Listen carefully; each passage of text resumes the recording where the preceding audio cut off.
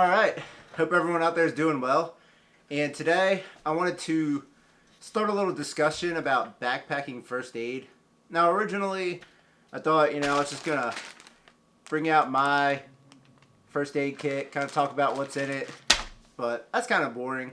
So for this video, I wanted to take a more macro approach, look at the broad sense, because backpacking first aid is one of those divisive topics, I believe, in the backpacking community.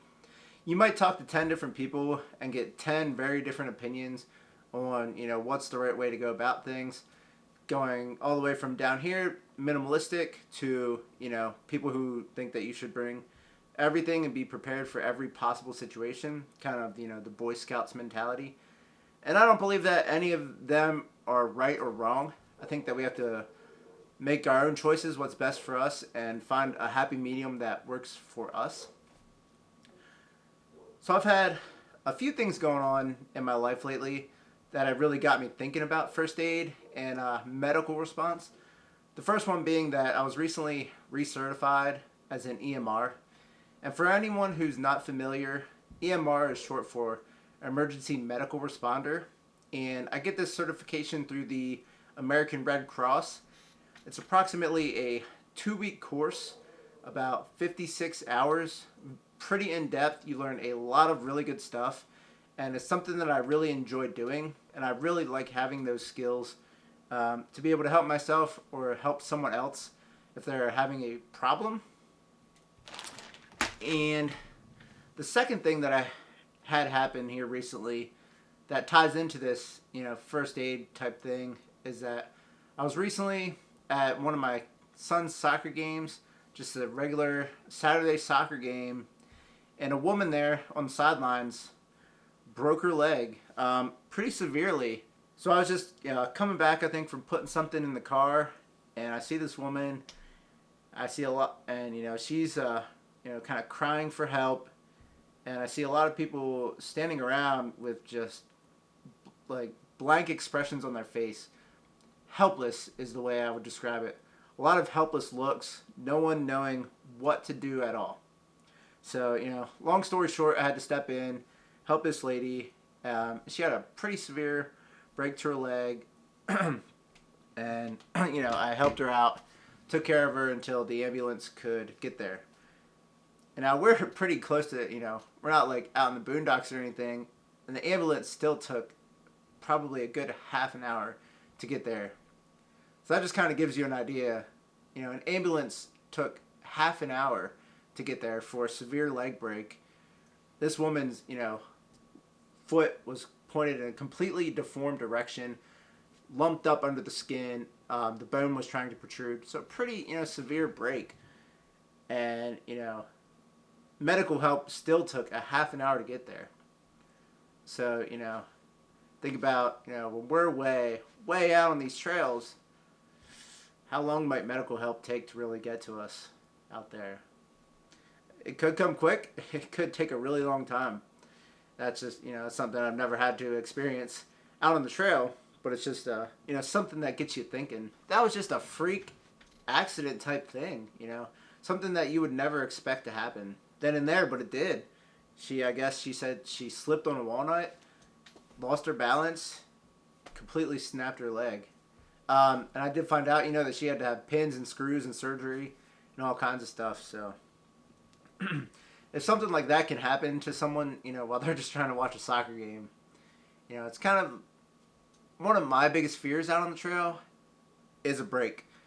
Because there are so many times when I'm out on the trail where you're hiking and step in and you just are, stepping, put a lot of weight, and you're like, man, a broken bone out of the trail is something that could definitely happen to any of us. So that leads me into what I believe is the most powerful and also the most lightweight thing that you can carry with you out there on the trail, and that's your knowledge.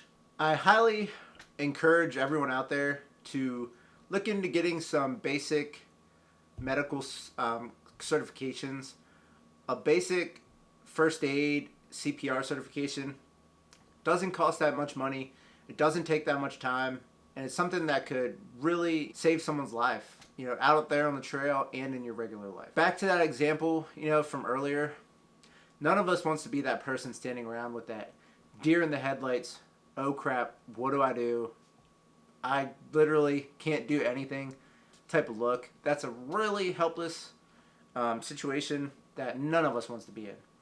If you have some basic training, how to stop bleeding, how to split, how to look for signs of shock, all these basic things that can go a long, long way out there on the trail if any of us were to ever run into a medical emergency. Do yourself a favor and look into getting some, medical certifications.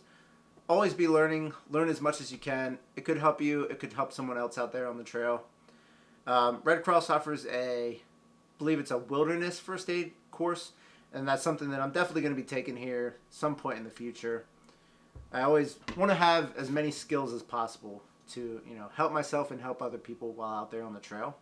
The second most important thing that I think we can have out there, obviously, is we need a way to signal for help. So, obviously, most all of us always have our cell phones on us when we're out there, and that's great. You might be able to hike to a mountaintop. You have a chance to get a call out some places.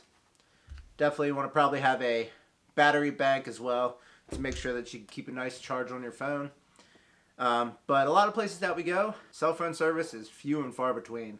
Some trails I've been on, I could go a full day and a half without being able to get a text message or a call out. So, cell phone is really not going to be able to rely on that to save you in a true emergency situation. So I think that everyone should have some type of GPS device. This is the Spot Gen 3. This is what I use. There's a lot of choices out there. This is kind of a basic thing. But this sends GPS pings out to my wife so she can make sure that I'm doing all right while I'm out there on the trail. And it also has this SOS feature that will send an emergency message out, call for help if you're ever in a really dire situation. And I think that's really important. I think that, everyone should look into getting something like this if you don't already have that.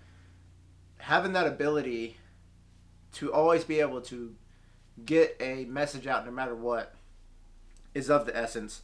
And I think it's, by far one of the most important things that you can carry with you while you're out there on the trail. Because time is of the essence in an emergency situation, and being able to get that message out is going to go a long way to hopefully, possibly saving someone's life if the situation is bad enough.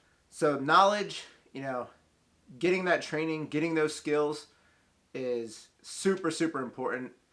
So like I said, I really, really encourage all of you to look into it. To go on the Red Cross website, find a basic first aid CPR course and take it. It's only going to benefit you, benefit the people around you to have some skills like that. And then a GPS locator. Those are my two biggest pieces of advice for first aid out in the wild. I'm not going to get into, what you should and shouldn't bring, in your first aid kit. You're going to have to make those choices on your own. And in a real emergency situation, you're going to make do with what you have, If you have, a knife, you got shirts, you'll be able to stop bleeding. Tape, I always carry duct tape, but, those things are going to be up to you. But I really wanted to hear from you guys. I want to hear what your opinions are on backpacking first aid. What's important to you? How big of a first aid kit do you carry? What kind of GPS device do you carry? And just what's your philosophy? I really want to hear from you guys. So let me know in the comments down below what your guys' opinion is on backpacking first aid. I'll be sure to check the comments and get back to everyone. And I'm going to be getting out of here, and I'll catch you guys on the next one.